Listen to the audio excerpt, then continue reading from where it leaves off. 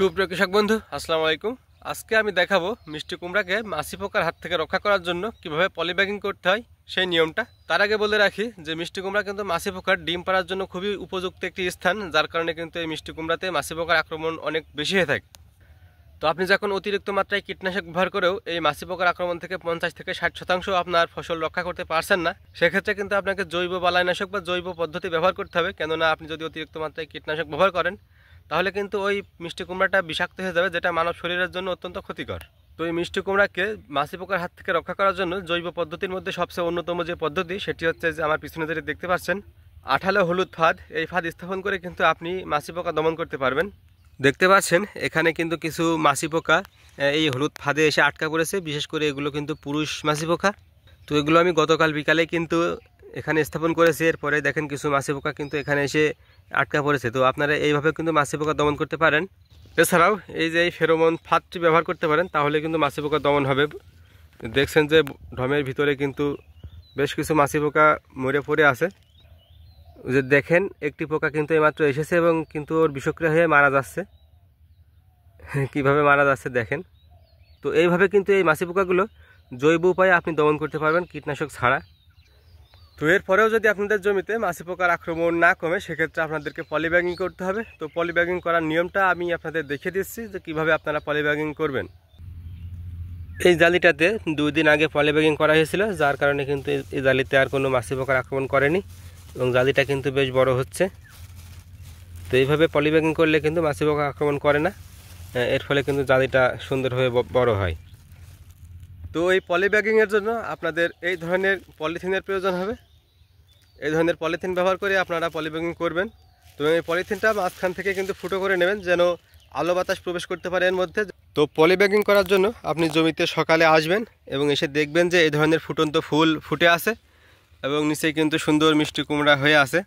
তো এই ফলটাকে মাছি পোকার হাত থেকে রক্ষা করার জন্য আপনাদের পলিব্যাগিংটা করতে হবে। তো প্রথমে আপনাকে যে কাজটি করতে হবে সেটা হচ্ছে এই ফলের পরাগায়নটা সঠিকভাবে করে নিতে হবে। এই ফলের পরাগায়ন হয়েছে কিনা সেটা কিন্তু আপনি জানেন না, যে কারণে কিন্তু আপনাকে পরাগায়নটা করিয়ে নিতে হবে। এরপরে কিন্তু বাঁধতে হবে, কারণ পলিথিন বাঁধার পরে কিন্তু এটার পরাগায়ন হবে না। তো এর জন্য আপনার প্রয়োজন একটি পুরুষ ফুল। তো আমরা একটি পুরুষ ফুল উঠায় নেব। এই যে দেখছেন এটা পুরুষ ফুল, এর নিচে কিন্তু কোনো কুমড়া জাতীয় ফল নেই, ডাইরেক্ট ফুল এসেছে। তো এই ফুলটা আমরা ছিঁড়ে নেব। এরপরে ফুলের পাপড়িগুলো ছেড়ে এই অবস্থায় নিয়ে আসবো। দেখছেন যে এর যে গর্ভদণ্ড আছে সেই গর্ভদণ্ডে কিন্তু অসংখ্য হলুদ পাউডারের মতো রয়েছে, এগুলোই মূলত পুরুষ রেণু। তো এই রেণুগুলো আমরা এই স্ত্রী ফুলের গর্ভমুণ্ডে লাগিয়ে দেব। এইভাবে আমরা লাগিয়ে দেব, তাহলে কিন্তু পরাগায়নটা সম্পূর্ণ হয়ে গেল এবং এই ফুল কিন্তু এখন আর ঝরে যাওয়ার চান্স নেই। তো এবার আমাদের যেটা করতে হবে সেটা হচ্ছে এই ফুলটা পলিথিনে এই ফলটা বেঁধে দিতে হবে, যেন এই ফলে আর মাছি পোকা আক্রমণ করতে না পারে। তো এরপরে পলিথিনটা এইভাবে এর মধ্যে পরিয়ে দিতে হবে, যেন মাছি পোকায় এতে আর আক্রমণ করতে না পারে।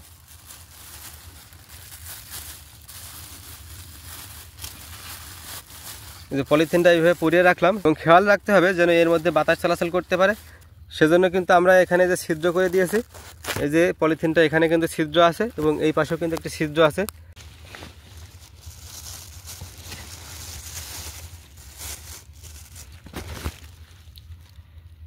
এবং এখন কিন্তু আর এই ফলে মাছি পোকায় আক্রমণ করতে পারবে না, যার কারণে কিন্তু এই ফলটা পরিপূর্ণভাবে বড় হবে। এছাড়াও আপনারা জমিতে আসার পর দেখবেন যে এই ধরনের ফুল রয়েছে, যেগুলো কিন্তু অলরেডি ফুলগুলো কিন্তু অলরেডি বুঝে গিয়েছে। এই ফুল কিন্তু এখন আর ফুটন্ত অবস্থায় নেই। এই ফলটা মূলত কালকে ফুটেছিল, যার ফলে কিন্তু কালকেই পরাগায়ন হয়ে গেছে। এখন এই ফলটা বড় হওয়া চলছে। তো এই ফলেও কিন্তু এখন মাছি পোকা আক্রমণ করতে পারে, যে কারণে কিন্তু এই ফলেও আপনারা ওইভাবে পলিথিন বেঁধে দেবেন।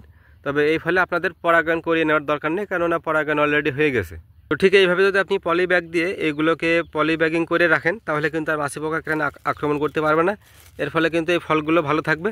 এবং যখন আপনি কীটনাশক স্প্রে করুন মাঝে মাঝে, তখন কিন্তু এই কীটনাশকটাও সরাসরি এই ফলের উপরে পড়বে না পলিথিন থাকার কারণে, যার ফলে কিন্তু এই ফলটা স্বাস্থ্যকর থাকবে।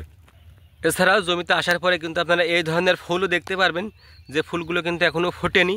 তো এই ফুলগুলো কিন্তু আপনারা পলিব্যাগিং করবেন না, কারণ এই ফুলগুলো এখনও ফোটেনি বা পরাগায়ন হয়নি। এই ফুলগুলো পলিব্যাগিং করার জন্য আপনারা আরও একদিন অপেক্ষা করুন। পরের দিন সকালে এসে দেখবেন এই ফুলগুলো ফুটে গেছে, তখন পরাগায়ন ঘটিয়ে আপনারা পলিব্যাগিং করবেন। দেখতেই পারছেন এখানে দুটি মৌমাছি কিভাবে ফুলের মধু সংগ্রহ করছে এবং একই সাথে কিন্তু এরা পরাগায়ন ঘটিয়ে যাচ্ছে। তো মৌমাছিরা এভাবেই কিন্তু আমাদের ফল জাতীয় ফসলের পরাগায়ন ঘটিয়ে আমাদের উপকার করে থাকে। এখন সকাল 7:30 বাজে। তো এই সময় কিন্তু এই মৌমাছিরা জমিতে আসে এবং এইভাবে মধু সংগ্রহ করে যায় এবং ফুলে ফলে পরাগায়ন ঘটিয়ে যায়। তো আমরা কিন্তু কখনোই এই সকালবেলা কোনো কীটনাশক স্প্রে করব না, কারণ এই সকালে যদি কীটনাশক স্প্রে করি তাহলে কিন্তু এই মৌমাছিগুলো এখানে আসবে না বা আসলেও মারা যাবে। সেক্ষেত্রে কিন্তু আমাদের পরাগায়নের সমস্যা হবে, যে কারণে আমরা অবশ্যই বিকালে কীটনাশক স্প্রে করব। ভিডিওটি ভালো লেগে থাকলে অবশ্যই লাইক এবং সাবস্ক্রাইব করে পাশে থাকবেন। দেখা হবে নতুন কোনো ভিডিওতে। ততক্ষণ পর্যন্ত সুস্থ থাকুন, সুন্দর থাকুন। আল্লাহ হাফেজ।